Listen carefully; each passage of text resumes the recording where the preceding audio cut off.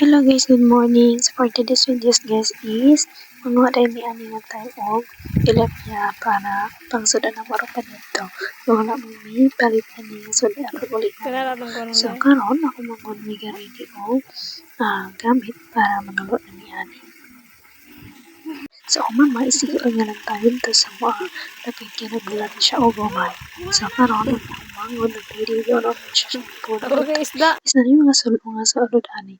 So karon is kami ng duha ani ya tulaan na yung duha kay pero ang nako ani is pila rin yung kabuk ang nakuha kay lagi 15 na la ang mga tilapia.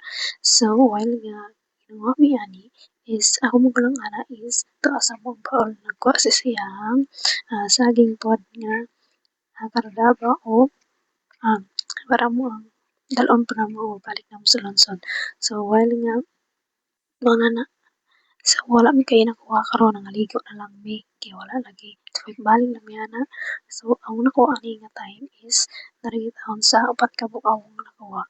Kaya inom katawan na yani sa ko ang manghod kay lagi nang layat rag gipanguha nga tilapia. So karon nabot ako magulang gay dala na og saging. So giharom katawan na yana kay lagi wala mi kay nakuha.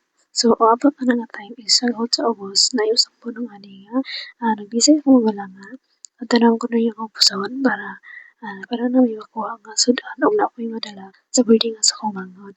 Kay birthday mo good niya ani nga time. So mo na nga decide lang siya nga ako bason man ako brother nga nasa kilid. So nangaligo na lang niya ng duha sa kumanghod kay lagi wala kay nakuha nga isda.